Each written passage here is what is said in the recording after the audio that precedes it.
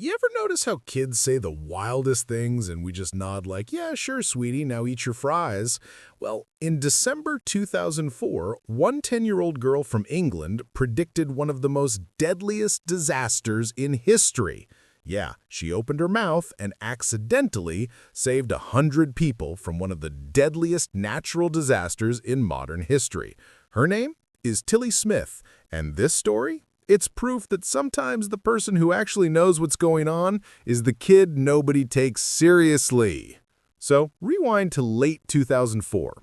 Tilly is a regular schoolgirl from Surrey. Ponytails, school uniform, probably still collecting stickers or something.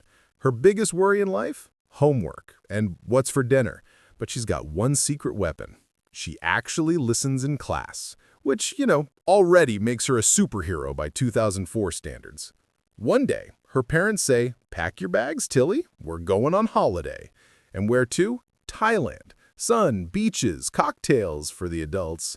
Total paradise. It's the Christmas break. What could possibly go wrong?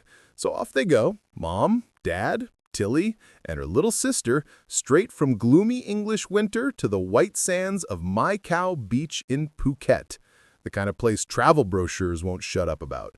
The ocean looks like it was photoshopped, the breeze smells like freedom, and everyone's living their best tourist life.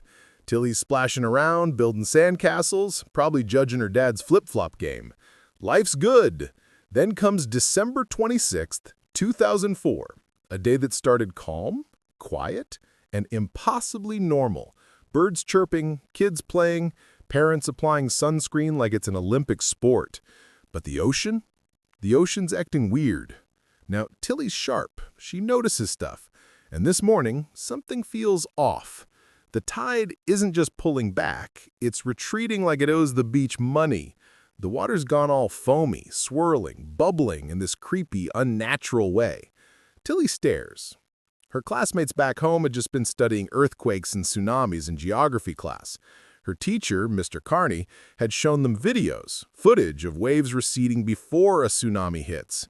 If you ever see the sea suddenly pull away, he'd said, run. And now halfway across the world, she's seeing the exact same thing.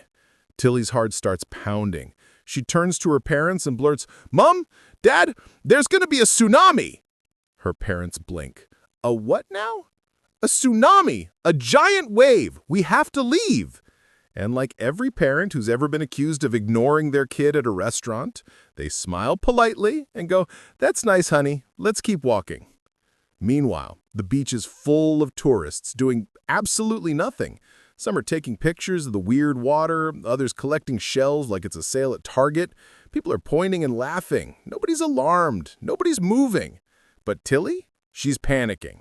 She knows exactly what this means. She can practically hear Mr. Carney's voice in her head yelling, get to higher ground! Her parents keep strolling, completely unbothered. And finally, little Miss 10-year-old hero loses it. She plants herself right in the sand and says, I'm not moving until you listen to me. Her dad sighs, doing that parent look where you're halfway between amusement and despair. Tilly, please, not now. But she's dead serious. If we stay, we'll die. Now her mom's worried enough to roll her eyes instead of laughing. Fine, she says, we'll go ask someone. So they walk toward the nearest hotel. Her dad finds a security guard and Tilly's tugging his sleeve like, tell him, Dad, tell him. So her dad awkwardly explains, my daughter thinks there's going to be a tsunami. And the guard just looks confused. Tsunami? The man's probably thinking, sir, it's sunny. Then, by some miracle, a Japanese man walks by and overhears. And he goes, wait, tsunami? She might be right. Because in Japan, tsunamis are no joke. They teach that stuff early. And that's the moment everyone's mood shifts. The security guard's eyes widen. He doesn't ask for proof. He doesn't check the weather app. He just yells, evacuate the beach! Instantly, chaos. Parents grabbing kids, tourists yelling, what's going on? And the guards shouting in Thai. People start running. Tilly's dad is waving like a maniac for her mom to come back from the shore.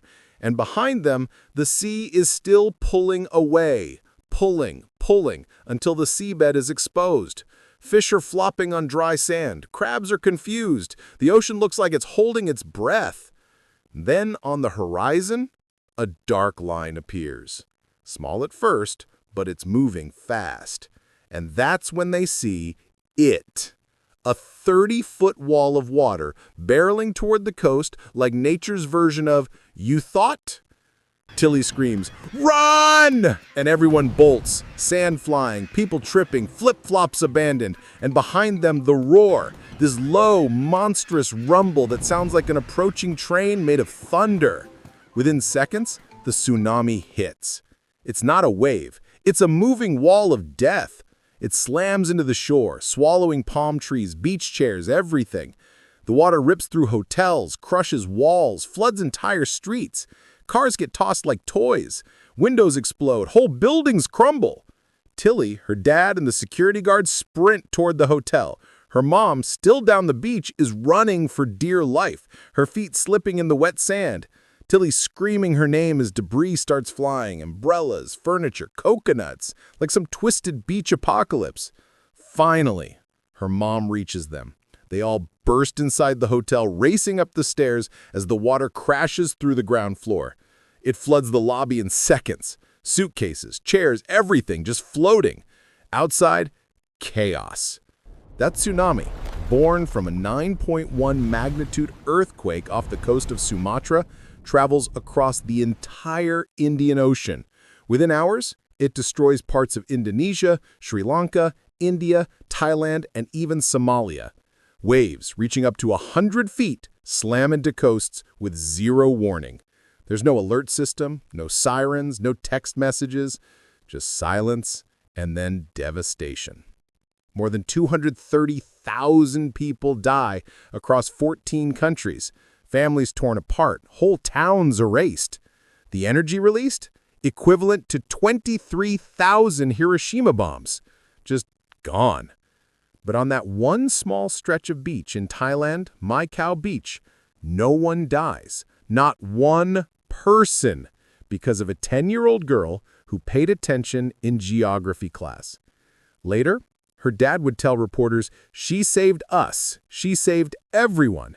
And he wasn't exaggerating. When the news breaks, Tilly becomes a global hero. Headlines call her the angel of the beach. She gets awards, TV interviews, probably more respect from adults than she ever did before that day. And honestly, deserved. The moral? Maybe listen to kids once in a while, especially the weirdly smart ones, because the next time your child says, "Something's wrong," you might just want to drop the sunscreen and start running.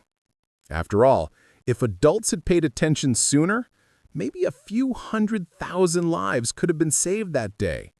But on one small stretch of sand in Phuket, a girl named Tilly proved that wisdom doesn't come with age, it comes with awareness. And somewhere in the waves that didn't take her, the ocean probably whispered back, "Fair play, kid."